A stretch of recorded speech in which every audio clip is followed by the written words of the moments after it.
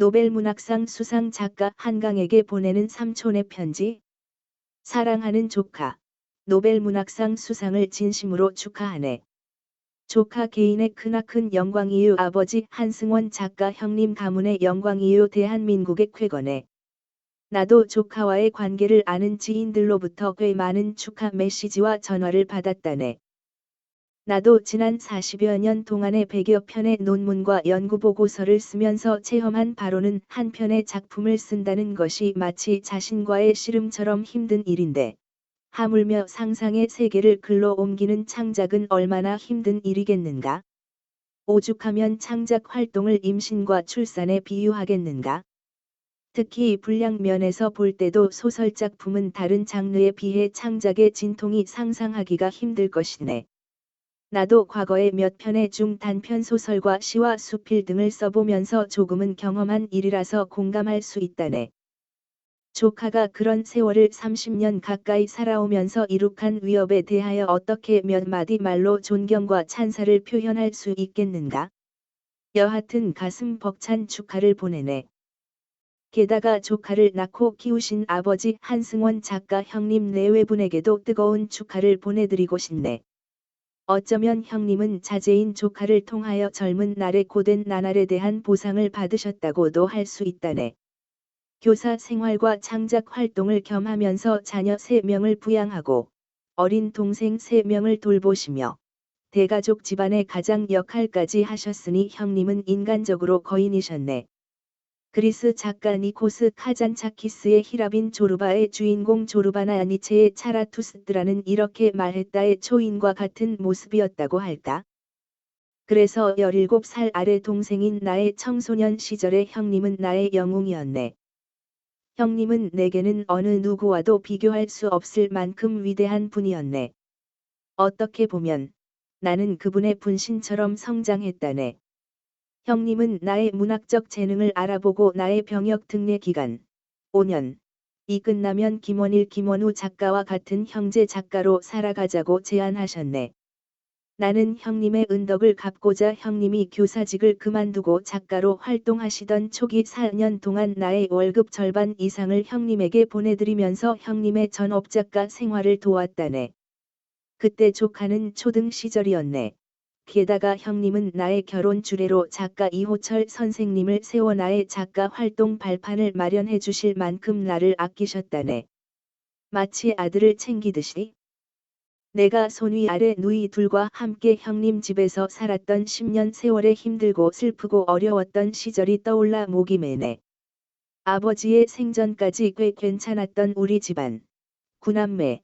은 아버지의 소천 이후로 갖가지 비극적인 불행들이 덮쳐오면서 아무랬고 가세까지 크게 기울었다네. 그래서 나는 중등 1년부터 누이 둘과 함께 광주에 사시던 형님에게 맡겨져 함께 지내게 되었네. 우리는 두어 번의 이사 끝에 형님의 처가에서 지어준 한옥집에서 살았네.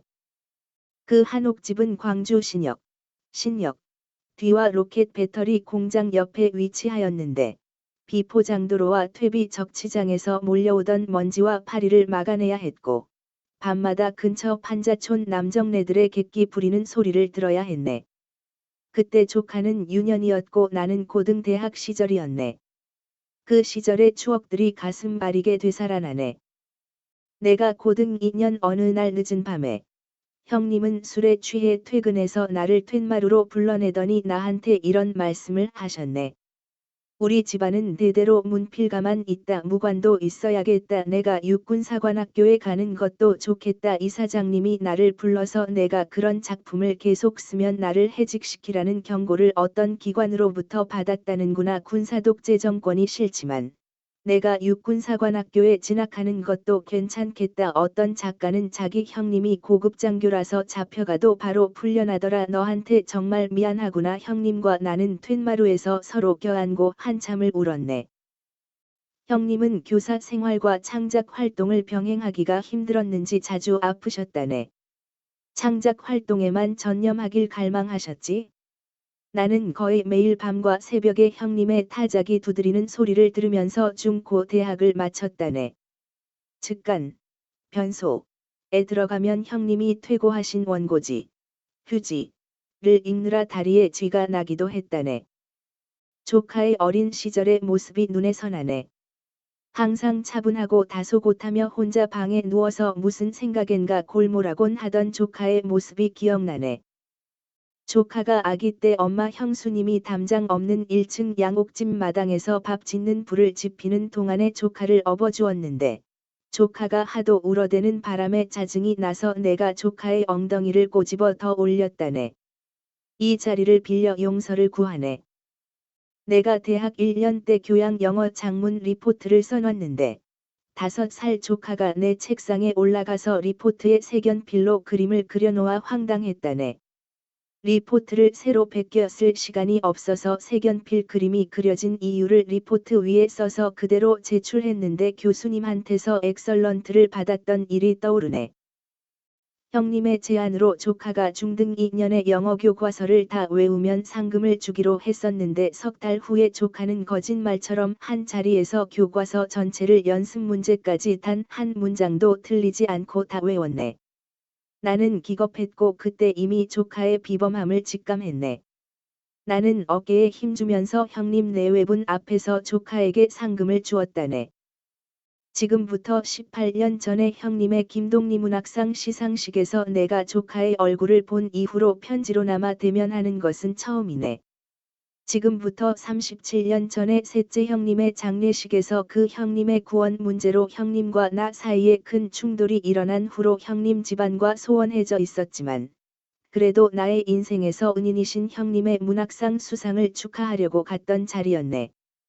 그 후로 지금까지 한 번도 만나보지 못했던 조카를 가끔 매스컴을 통해 보곤 했다네.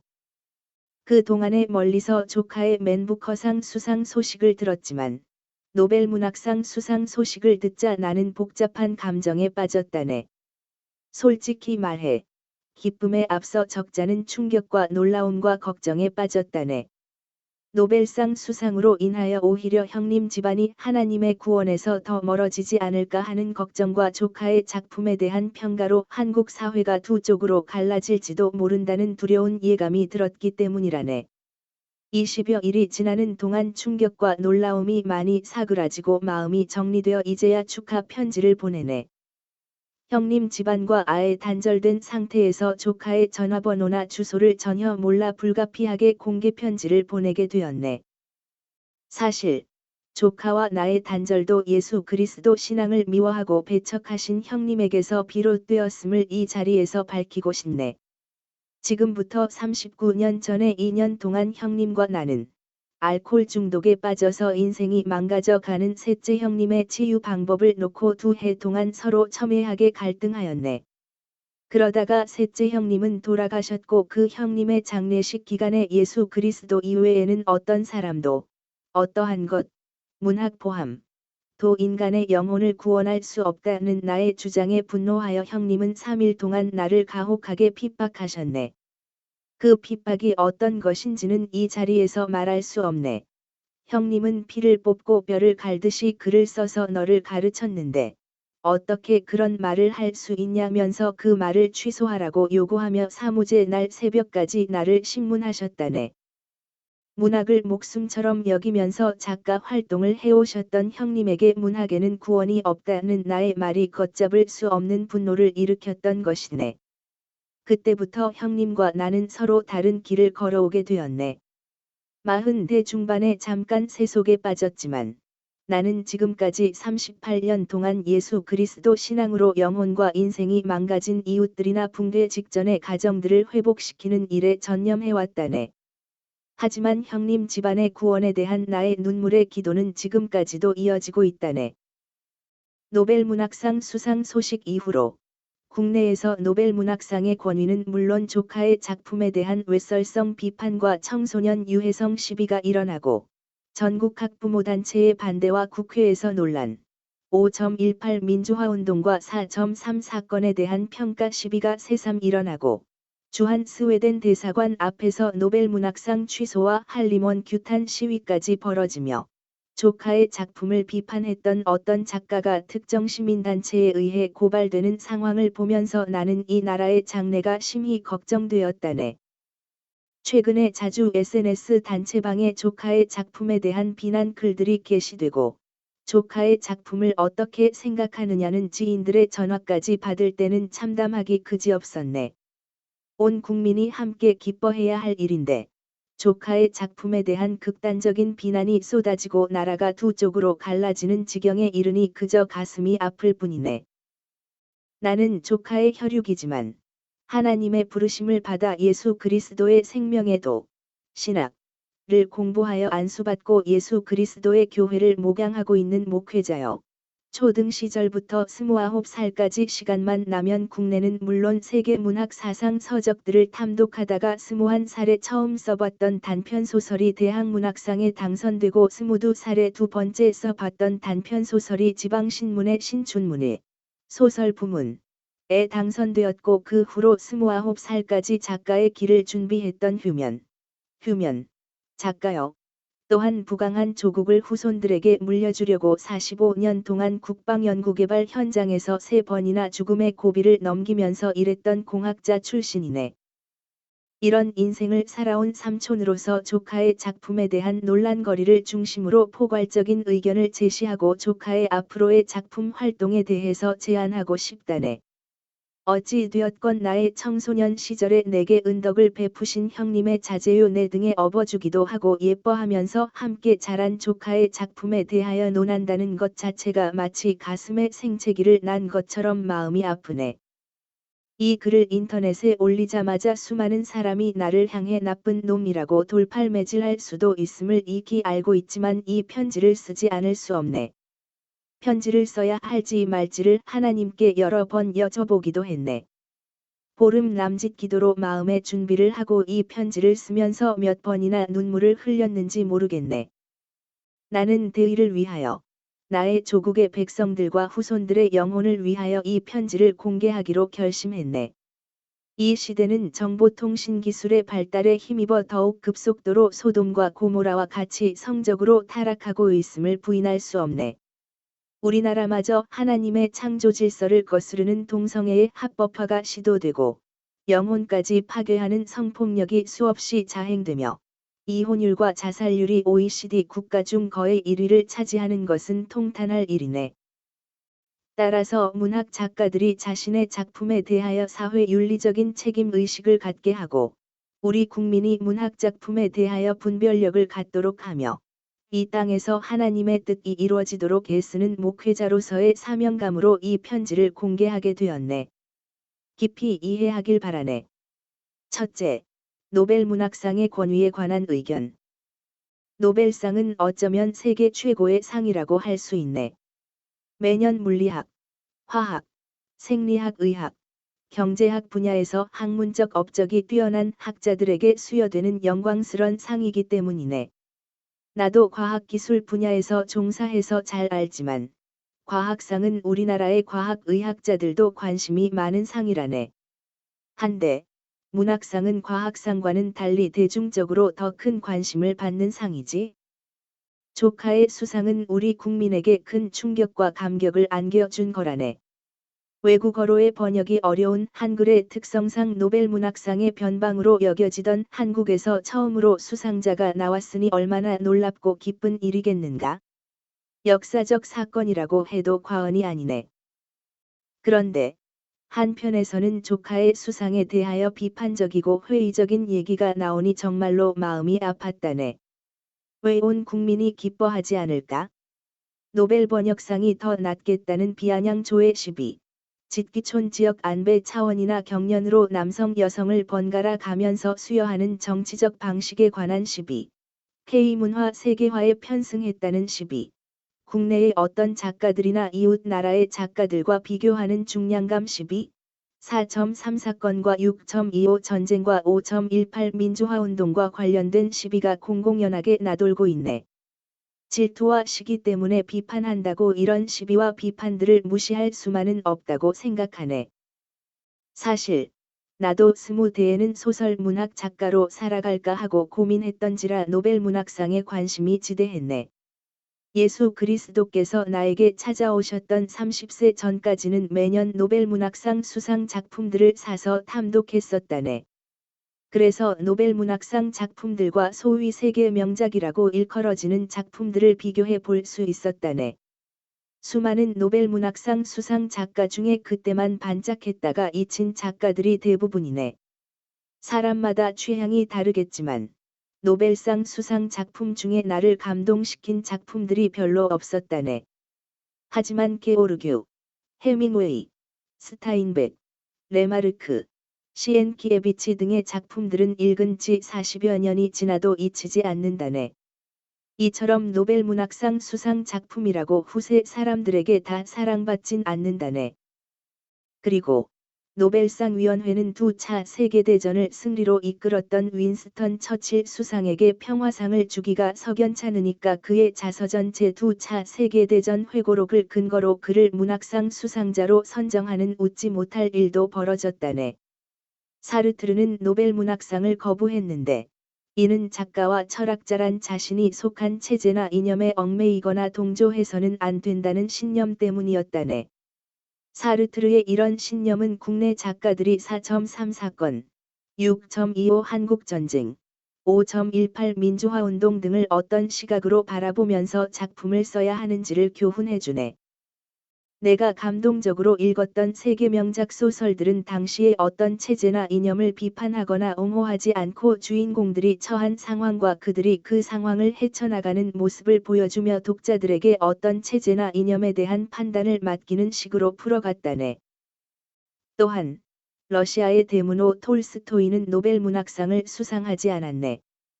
베토벤이 악성이라고 불린다면 톨스토이는 성인으로까지 불린다는 것을 잘 알 것이네.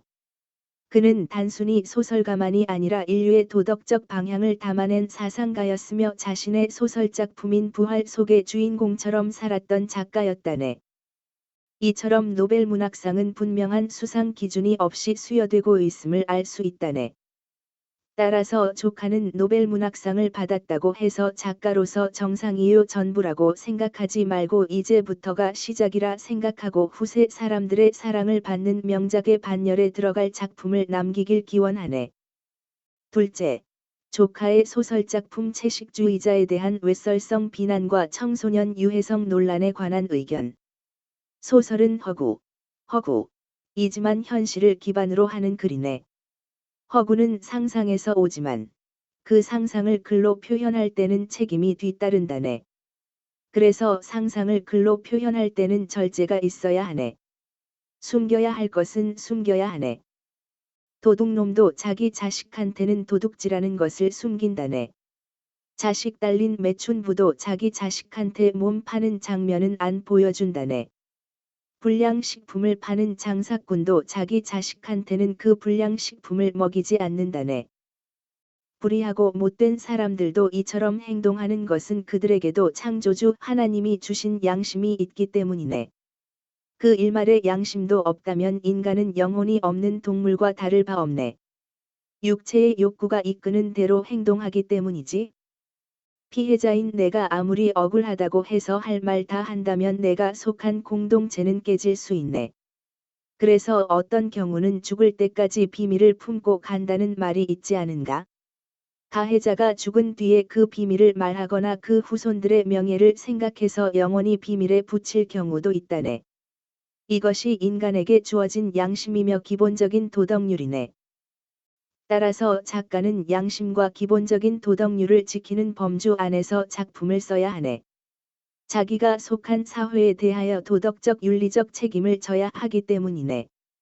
돈 버는데 혈안이 된 포르노 작가가 아닌 이상 작가에게는 그런 기준이 있어야 하네. 작품 구도상 그렇게 할 수밖에 없다고 주장한다면 자신을 속이는 것이고 스스로만이 아니라 인류 공동체를 파괴하는 행위이네. 그렇게 될 수밖에 없다는 상황 윤리로 폐륜적인 것이 정당화된다면 근친상간 행위도 수간 행위도 심지어는 인육을 먹는 범죄 행위도 얼마든지 시적이고 서정적인 문체로 미화시킬 수 있네. 그것은 타락의 극치네. 그런 작가는 인류 공동체 속에서 살아가길 포기한 사람이라고 지탄받을 만하네. 그런 작가는 윤리적 타락의 선봉장이 되는 것이고 그 사회가 소돔 고모라와 같이 불심판을 받게 되는데 불쏘시개의 역할을 할 수 있기 때문이네. 사람들의 영혼과 인생을 망가지게 하고 파괴하는 데 도움을 준 작품을 써서 유명해지고 돈을 많이 번다면 그 작가는 30여 년 전에 아프리카 수단에서 독수리가 들판에 쓰러져 있는 아이에게 다가가는 광경을 촬영하고 그냥 지나쳤던 사진작가가 퓰리처상을 받은 것과 다를 바 없다네. 그 사진작가는 죄책감에 시달리다가 결국 자살로 생을 마감했네. 의과대학 교수가 위급 환자를 수술하려고 해부해 놓은 뒤에 제자 학생들에게 환부를 보여주면서 강의하다가 환자를 죽게 만드는 것과 크게 다를 바 없네. 하나님께서 창세에 우리 인류에게 일부일처제를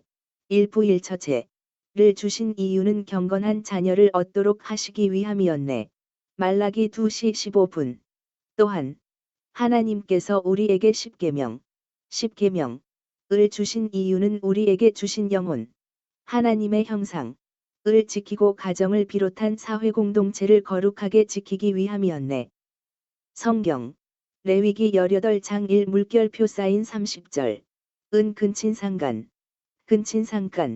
12가지를 비롯하여 형부와 처형 처제의 상간을 금지하며 또한 간음과 동성애와 수간을 엄금하고 있네.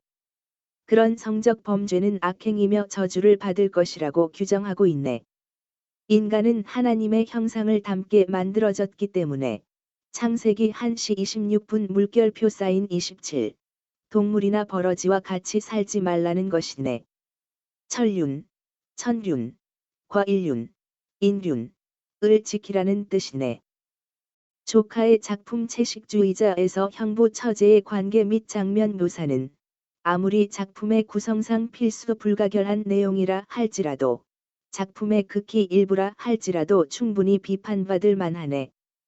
시대가 다르지만 D.H. 로렌스의 소설 채털리 부인의 사랑도 그런 가학적이고 변태적인 묘사는 하지 않았네. 나의 어린 시절에 우리의 어머니들이 미혼 딸한테 결혼한 딸 집에 놀러 가지 말라고 당부하셨던 뜻은 무엇일까? 형부와 처형 처제 관계는 인간의 연약함으로 인륜을 깨뜨릴 위험이 있음을 아셨기 때문이네. 우리의 어머니들은 아무리 피곤해도 장성한 아들들이 안방에서 나간 뒤에 자리에 누우셨다네. 그분들은 동방의 지국 백성다운 윤리의식을 지니고 계셨다네. 소설 채식주의자는 혈기 왕성하고 절제력과 분별력이 약한 청소년들에게 읽혀서는 결코 안 된다고 생각하네. 어른들에게도 추천하기가 두려운 작품으로 여겨지네. 노벨 문학상 수상 작품에도 나오는 폐륜 관계니까 괜찮을 것이라는 왜곡된 윤리의식과 성관념을 청소년들에게 심어주고 모방 범죄도 부추길 수 있네. 하나님께서 인간에게 주신 성은 쾌락의 도구이지만 자손 유지를 위한 거룩한 선물이네. 창세기 1시 28분. 그 선물이 음란하고 난잡한 가학적 변태 성욕의 도구로 사용되는 것을 청소년들이 인식한다는 것은 생각만 해도 끔찍하다네. 조카에게 청소년 자녀가 있다면 그런 내용의 책을 그 자녀에게 읽혀도 좋을까? 그렇지 않아도 우리 사회에서 유욕을 절제하지 못하는 사람들의 성폭행이나 가스라이팅 성범죄, 청소년들의 성범죄 등이 끊이지 않고 있는데 조카의 작품은 이 시대의 음란한 풍조에 돛을 달아주는 역할을 할 수 있네. 중고생들의 필독서로 선정되는 것은 삼촌인 나도 결사적으로 반대할 것이네. 굳이 그렇게 작품을 구성하지 않아도 얼마든지 다른 방향으로 풀어낼 수 있었을 텐데. 그저 안타까울 뿐이네. 셋째, 조카의 소설작품 세계에 대한 의견. 조카의 대표적인 작품들은 대부분 그 종결이 비극으로 끝나네. 작품을 읽는 내내 어둡고 답답하여 책을 덮어버리고 싶은 충동을 느낄 때가 한두 번이 아니었네. 카프카의 소설 변신도 그 정도는 아니었네. 내가 29살까지 빠져 있었던 그 짙은 어둠과 절망을 다시 접하는 것 같아서 화가 날 정도였다네. 그런대로 지성이 있고 분별력 있는 독자들은 억지로라도 작품이 주는 교훈을 얻을 수 있겠지만 청소년과 같이 분별력이 약한 독자들은 인생이 다 그런가 보다 하고 작품의 세계에 동화할 위험성이 있네. 더구나 노벨문학상 작가의 작품이라고 하니까 조금의 의문이나 비판도 없이 주인공의 인생을 당연한 것처럼 여길 수도 있네. 조카의 작품들은 독자들에게 허무와 절망을 심어주고 가끔 분노를 일으키게 하고 심지어 인생은 살 가치가 없는 것으로 여겨지게끔 만드는 힘이 있네. 괴테의 소설 젊은 베르트르의 슬픔이 출간된 후로 독일을 비롯한 유럽 사회에서 청년들의 자살이 급증했던 것은 대표적인 일이네. 문학은 어디까지나 문학 그 이상도 그 이하도 아니라고 주장할 수도 있겠지만 나는 조카의 작품이 세상을 밝고 아름답게 만들어 가는 데는 역기능을 한다고 감히 말하고 싶네. 사회의 어두운 면과 인간 본성의 악한 면을 까발려 놓기만 했지 미래지향적인 대안이 없다네. 그렇다고 종교성 강한 작품을 요구하지는 않네. 조카가 러시아의 무노 도스토옙스키나 톨스토이 같은 작가가 되길 바라는 것은 아니네. 이 시대가 아무리 암울하고 악하다고 하더라도 사람은 살 만한 가치가 있는 존재임을 보여주었다면 얼마나 좋을까? 러시아의 도스토옙스키는 나폴레옹 전쟁과 농로 반란 등으로 어지럽고 어두운 시대에도 인생은 살 만한 가치가 있음을 그의 작품들을 통하여 보여주었고, 볼셰비키 혁명으로 피 냄새가 진동했던 러시아의 파스테르나크도 그랬고, 미국의 대공황이라는 어둡고 힘들었던 시대를 살았던 스타인백이 그랬으며, 2차 세계대전에 모국 독일을 떠나 망명하면서 목숨을 부지했던 레마르크도 그랬다는 것을 잘 알 것이네. 그런데 우리나라에는 그런 작가들이 극히 드물다는 게 안타깝네. 넷째, 제주도 4.3 사건, 6.25 한국전쟁, 5.18 광주민주화운동에 대한 실각. 제주 4.3 사건과 6.25 한국전쟁은 이념 대립의 비극적인 산물이고, 5.18은 군사독재 정권의 재탄생에 반대하다가 확대된 비극적 사건이었네. 그 원인과 결과는 이미 상당히 밝혀졌기 때문에 이 자리에서 거론하지는 않겠네. 하지만 그 원인에 대해서 아직도 논란이 그치지 않는 것은 안타까울 뿐이네.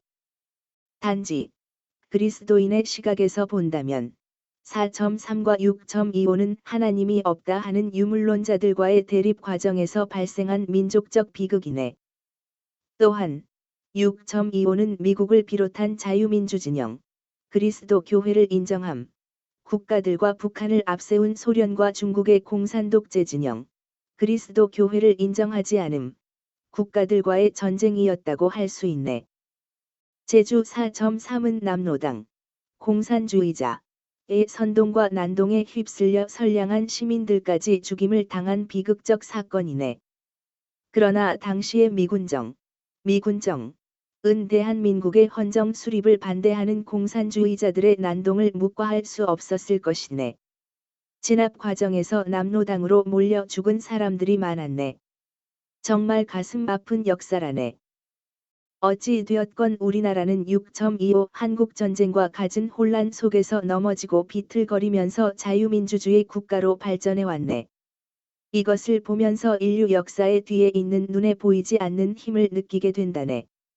우리 그리스도인은 그 힘을 하나님, 가드이라고 한다네. 그래서 문학 작가가 비극적 현대사를 다룰 때는 극히 조심해야 하네.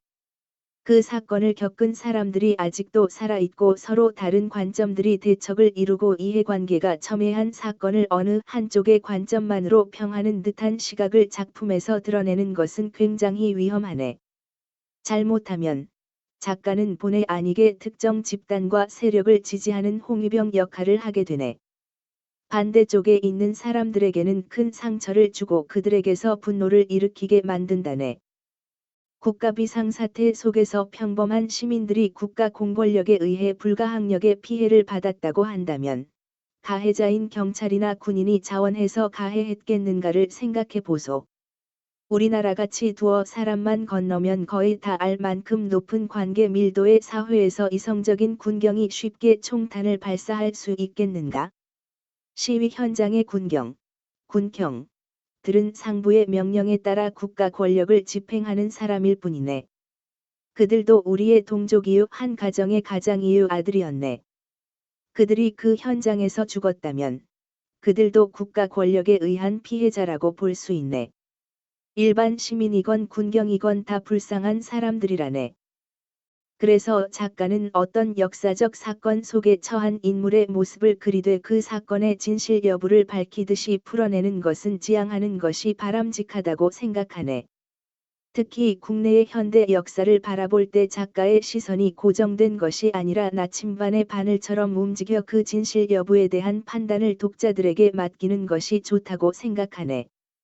세계의 명작이라고 하는 소설작품들 대부분이 그런 식으로 풀어가고 있네. 예를 들자면 5.18의 발발 원인은 몇 마디로 설명하기 어렵네. 나는 20대 중반의 그 시대를 살았고 5.18의 시작이요 중심이라고 할 수 있는 전남대 출신 1975학번 이네. 전남대 학생 40명이 5.18 현장에서 죽었다고 하네. 나는 대학 졸업 1979년 후 1년여 동안 병역과 직장 생활을 겸하던 중 1980년 5월 17일 도의 친구들을 만나러 광주에 갔었네. 다음 날인 5월 18일 1의 친구들과 어울리다가 충남 태안의 근무지로 돌아가려고 군산행 16시 시외버스에 몸을 실었네. 한두 시간만 늦었어도 광주에 갇혀 5.18을 겪어야 했고 나의 기질상 그때 이미 이 세상 사람이 아니었을 것이네. 멀리서 5.18을 지켜볼 수밖에 없었던 나는 오랜 세월 자책감에 빠져 있었네. 만약 당시에 김대중 선생이 한국에 없었다면 5번지 18이 일어났을까? 아마 5.18은 일어나지 않았을 것이네.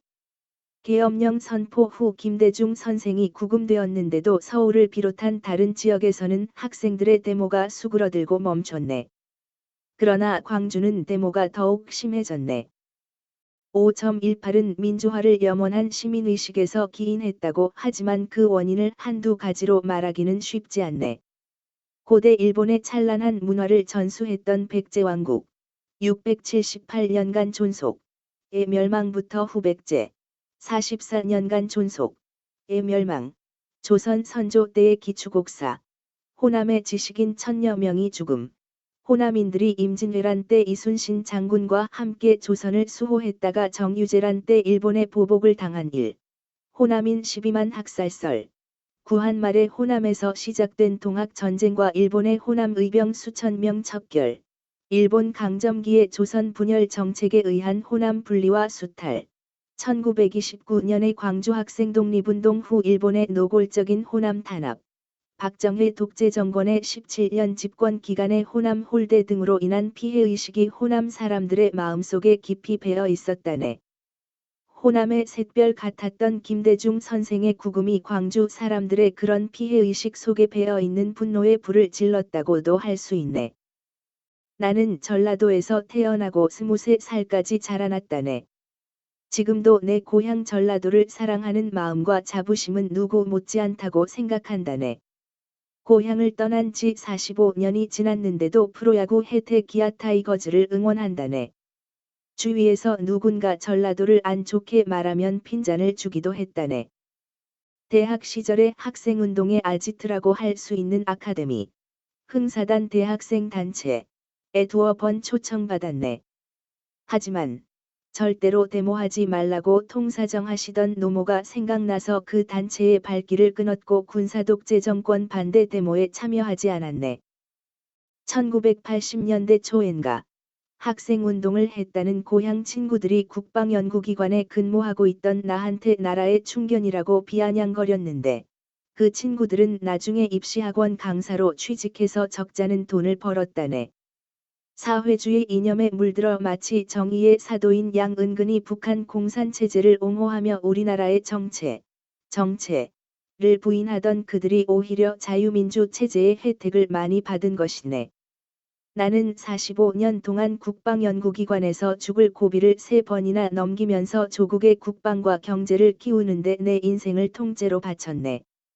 안전사고로 파열된 왼쪽 고막이 지금도 온전하지 않다네. 조카는 마치 이 대한민국이 정의롭지 못하여 살 만한 나라가 아닌 것처럼 여기도록 만드는 작품을 몇 편 쓴 것으로 알고 있네. 여러 개의 국내 문학상도 탔네. 문학상 상금이 적잖은 금액일 것이네.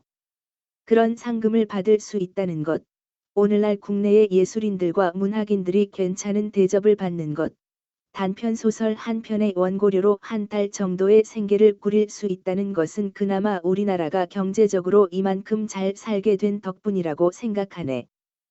조카가 30대에 한국팬협회에 선발되어 얼마 동안 외국을 순방했다는 얘기를 들은 적이 있네. 북한과 같은 공산독재 국가의 작가들은 꿈도 못 꾸는 일이네. 그 여행 비용이 다 국민의 혈세에서 지급된 것이네. 우리나라의 산업 일꾼들이 땀 흘려 벌어들인 외화라네. 1970년 노벨문학상 수상 작가인 알렉산드르 솔제니치는 모국 소련에서 추방까지 당했네. 중국의 몇몇 작가들은 인근 나라로 망명하여 어렵게 살아가고 있다고 하네. 공산주의 국가의 작가들처럼 추방당하거나 망명하지 않고 모국에서 자유롭게 작품 활동을 한다는 것에 조카는 감사하는 마음이 얼마나 있는지 묻고 싶네. 아니, 종북 인사라고 비판받는 다른 작가들이나 정치인들도 그런 감사의 마음이 있는지 이 자리에서 묻고 싶네. 우리가 이만큼 자유롭고 넉넉하게 살게 된 것은 우리의 모국 대한민국이 공산화되지 않고 1948년에 자유민주주의 국가로 세워지고 발전해 왔기 때문이라고 생각하네. 6.25 한국전쟁에서 피 흘려 죽은 순국 호국 영령들의 희생의 덕이요. 우리 조국의 자유를 지키려고 피 흘려 죽은 자유진영 국가 장병들의 희생의 덕이네. 지금 북한이 우크라이나를 침략한 러시아를 도우려고 1만 5천 명의 군대를 파견한 것을 보소. 그리스도 교회를 잔해하고 자유와 인권을 유린하고 있는 북한의 공산체제를 보소. 현재 북한의 국민 복지 수준은 세계 101 개국 중에 142권이라고 하네. 우리나라는 22권 안에 들어와 있다네. 오죽하면 그 많은 북한 주민들이 죽음을 무릅쓰고 탈출해서 우리나라로 오겠는가? 8.15 광복 후 79년을 지나면서 한국의 자유민주 체제가 북한의 공산독재 체제에 비교할 수 없을 정도로 우월하다는 것이 충분히 입증되었네.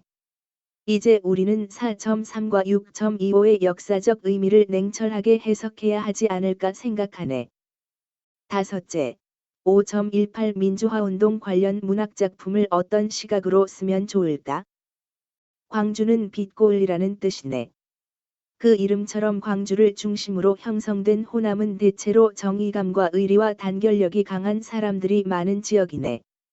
내가 태어나서 23살까지 살아왔고 24살부터 지금 68세 까지 외지에서 살아온 바로는 대체로 그렇게 느껴진다네.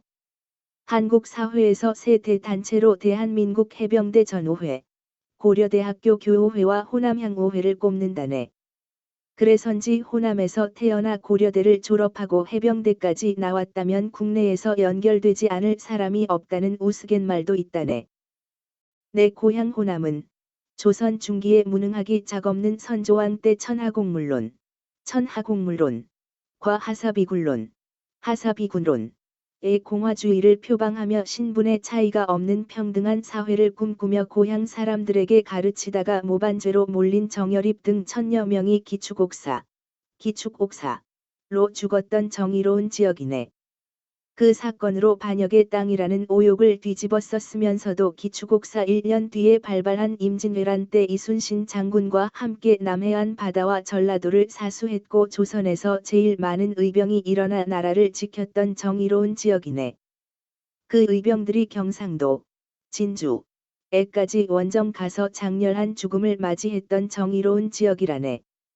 구한말의 탐관오리의 학정과 외세의 침략에 항거한 동학농민전쟁을 일으켰으며 잔존한 동학도들이 반일 의병 투쟁을 이어갔던 정의로운 지역이네.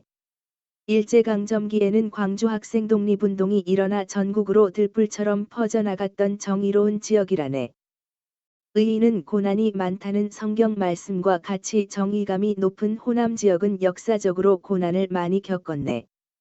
6.25 한국전쟁 때도 다른 지역에 비해 많은 그리스도 교회가 공산주의자들에 의하여 순교를 당했다네. 성경에는 참새 2마리가 한 아사리온에 팔리는 것도 하나님께서 허락하시지 않으면 그 하나도 땅에 떨어지지 않는다는 말씀과 전쟁은 하나님께 속했다는 말씀과 하나님께서 문을 열면 능히 닫을 자가 없다는 말씀이 있네. 이 세상의 역사와 만물을 하나님께서 주관하신다는 것을 의미하는 말씀이라네. 이처럼 우리가 이해할 수 없는 고난들도 하나님의 허락하심 속에서 일어났다고 볼 수 있네.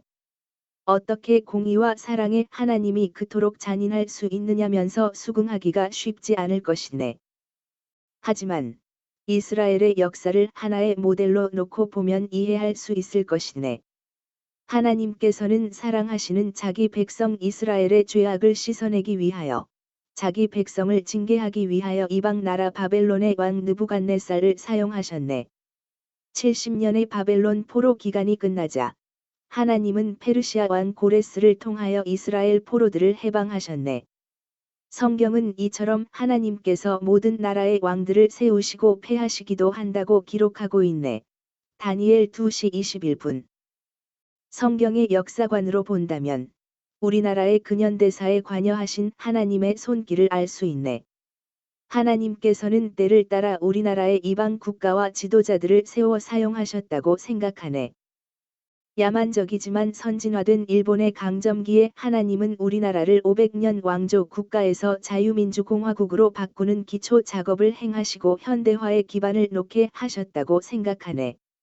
이승만을 지도자로 세워 우리나라를 자유민주공화 체제로 세우고 공산주의, 하나님이 없다 하는 사상, 세력으로부터 지키셨네.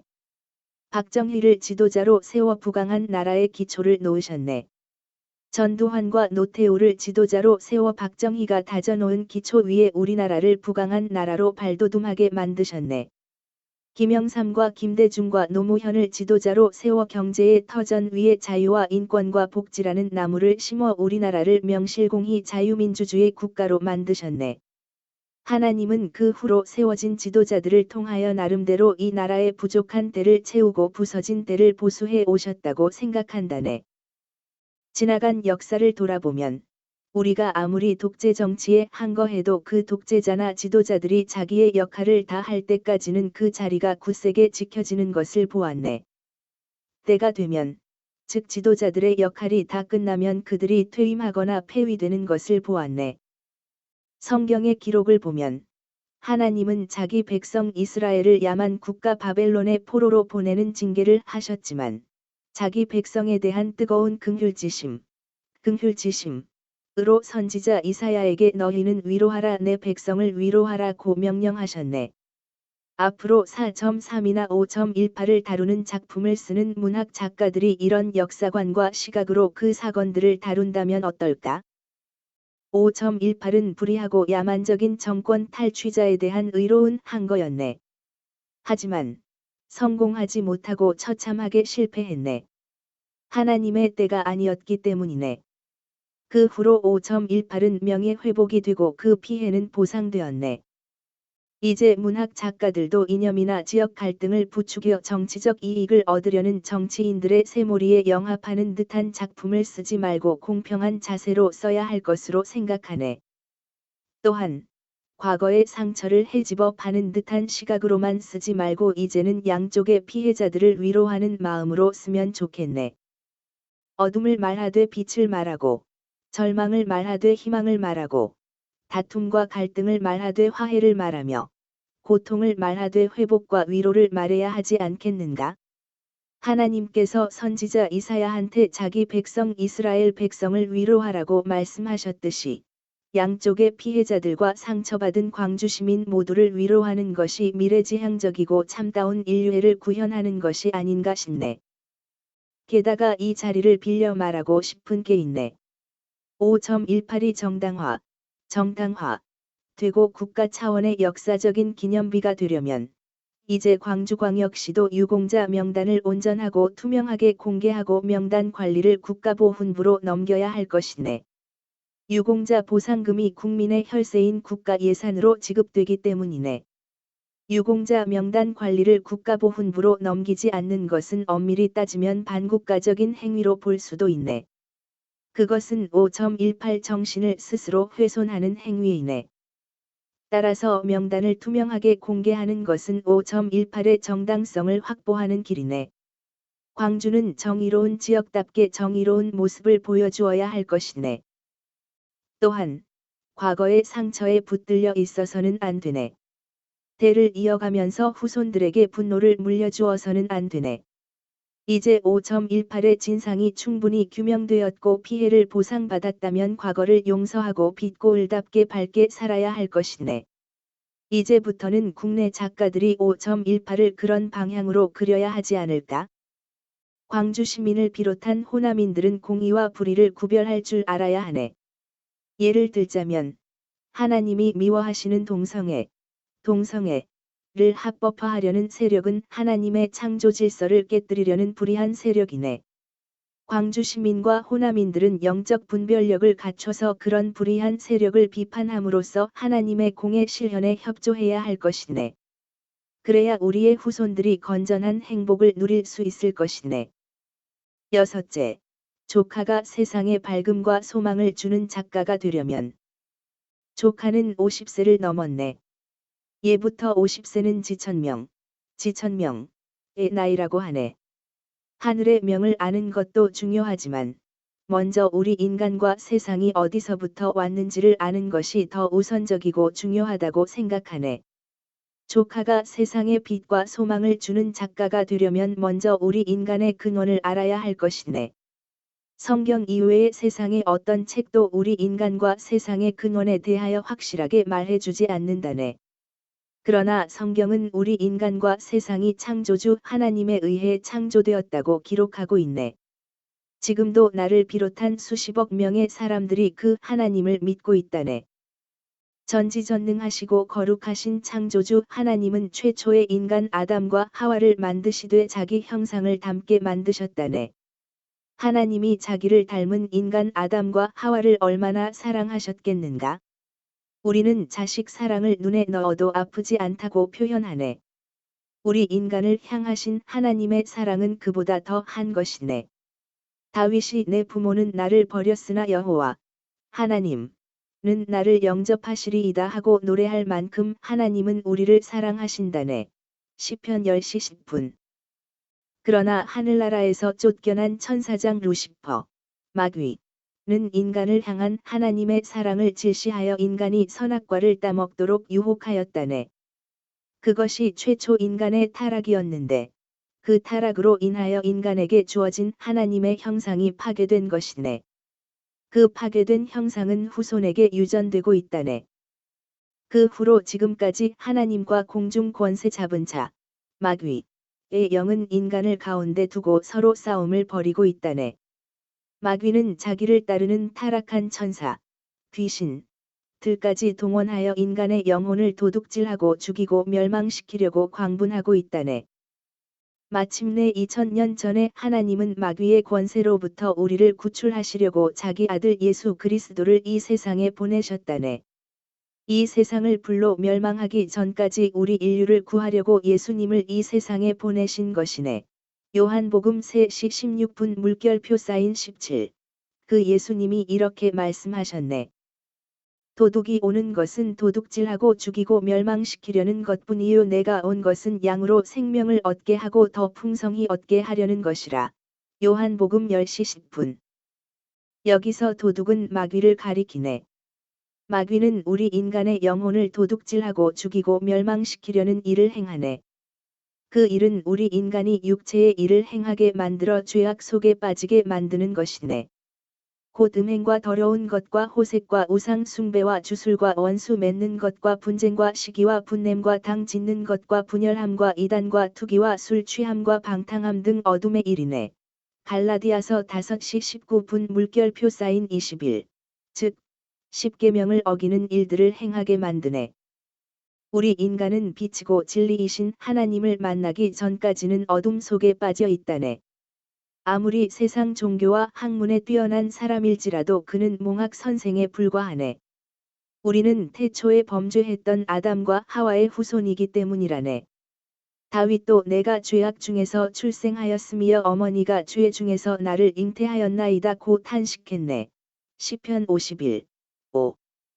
결국에 하나님은 아들 예수 그리스도를 십자가에서 죽게 하심으로 우리 인류의 죄를 용서하셨다네. 그리고 아들 예수 그리스도를 죽음에서 다시 살리심, 부활으로써 우리에게 영생이 있음을 보여주셨다네. 부활 후 40일 만에 예수님이 하늘, 천국로 승천하셨고, 그 10일 후에 우리에게 예수님 대신에 성령을 보내주셔서 우리가 이 세상을 떠나기 전까지 그 성령님을 의지하면서 살도록 만드셨다네. 하나님을 믿는 자는 얼마나 복된 사람인가? 나는 조카의 작품들 속에 등장하는 가련한 인물들 같은 사람들을 하나님의 생명의 말씀과 성령의 능력으로 치료해서 하나님의 형상으로 회복시키는 일을 하고 있네. 조카도 하나님이 어떤 분인 줄 모르기 때문에 조카는 영적인 어둠 속에 빠져 있다고 감히 말할 수 있는데, 나는 조카같이 하나님의 빛을 받지 못한 사람들이 예수 그리스도를 통하여 그 빛을 받을 수 있도록 안내자 역할을 하고 있다네. 그들의 상처 난 심령을 치유하여 건강하게 만들어주는 일을 한다네. 그들의 부부 생활과 가정을 회복시켜 건강하게 만들어준다네. 그래서 그들이 하나님의 복을 받아 행복한 인생을 살아가도록 만들어주고 있네.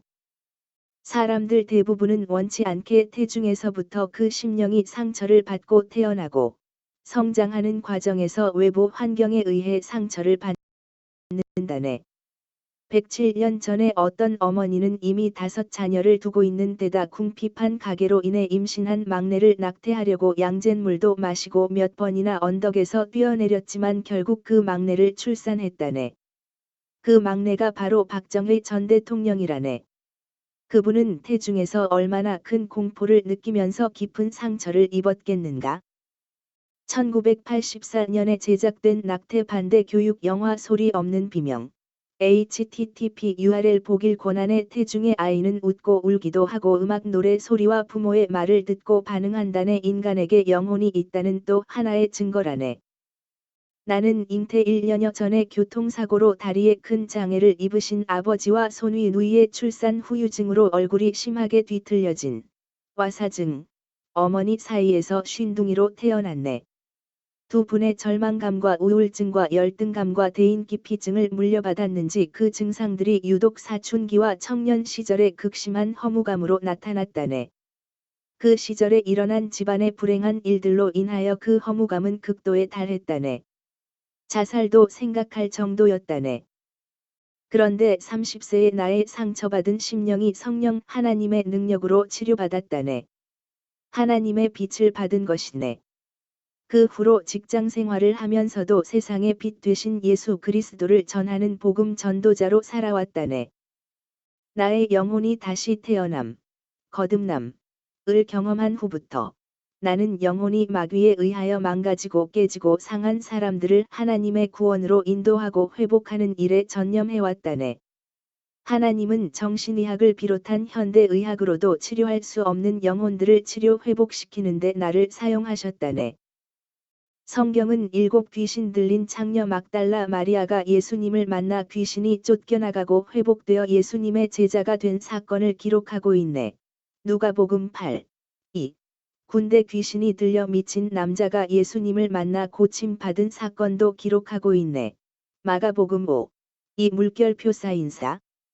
성경은 마귀의 졸개인 귀신들이 심령이 약한 사람들 속에 들어가서 그 영혼과 인생을 파괴하는 것을 보여주고 있네. 정신분열증과 같은 정신병도 귀신들의 장난이라고도 할 수 있네. 조카의 작품 속에 등장하는 인물들이 세상의 권력이나 인습 등의 억압으로 그 심령이 파괴된 것처럼 보이지만, 사실은 그 영혼들이 마귀한테 도둑질당한 것이라고 할 수 있네. 우리 그리스도인은 그런 질병이 예수 그리스도의 성령의 능력과 말씀으로 치유된다고 믿는다네. 우리 주 예수님이 그렇게 하셨기 때문이네. 그런 사람들의 심령 속에 하나님의 빛이 비추어지면 그들의 영혼은 살아나고 회복된다네. 그리스도 교회 안에서 정신질환자나 알코올 마약 중독자나 동성애자가 치유된 일들이 수두룩하고, 나의 교회도 그런 경험이 있다네. 조카가 부디 하나님의 빛을 받기 바라네. 예수 그리스도를 만나기를 축원하네. 영화 벤허를 알 것이네. 그 영화의 원작인 그리스도의 이야기는 루이스 월리스라는 대중소설가의 장편소설이네. 지독한 불신자였던 그는 기독교를 혐오하여 성경 속에 예수 그리스도는 존재하지 않았다는 것을 증명하려고 관련 근거들을 찾다가 결국 회심하고 그 소설을 썼다네.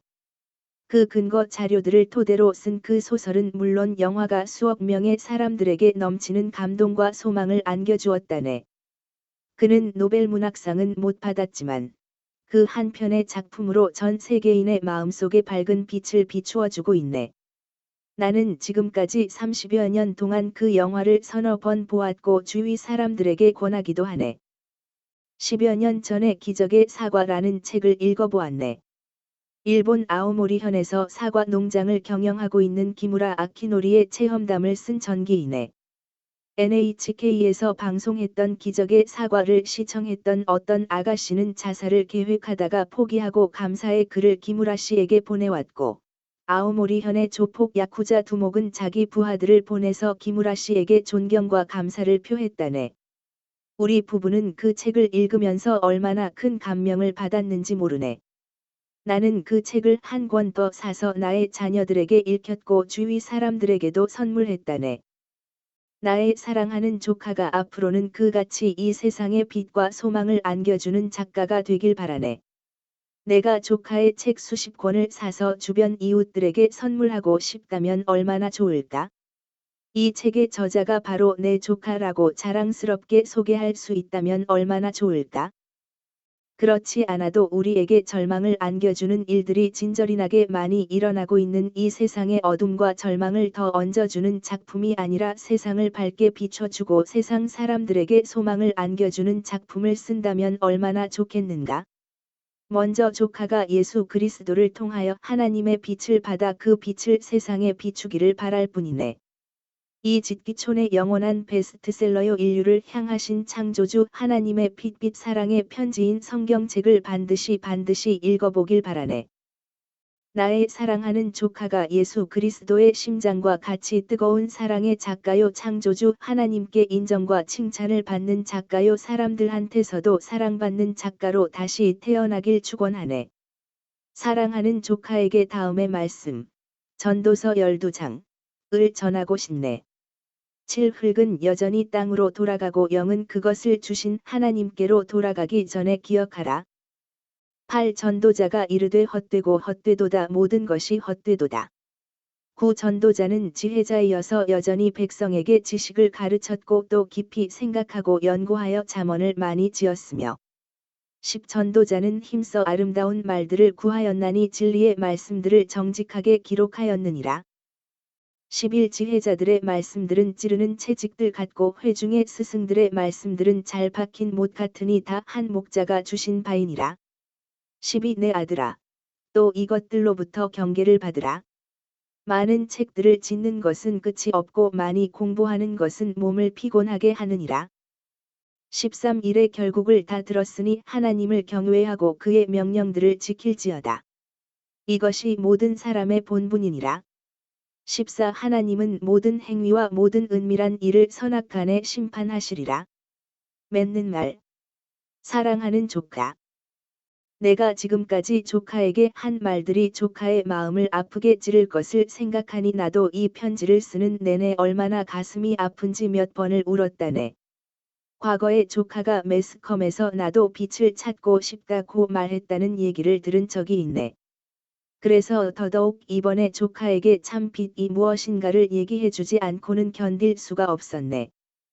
지금까지 조카는 그 참 빛을 모르고 살아왔겠지만 이제 세상을 비추는 참 빛이신 예수 그리스도 요한복음 1. 9 물결표 사인 12를 만나 온 세상에 사랑과 평화와 위로를 안겨주는 위대한 작가가 되길 기도하네.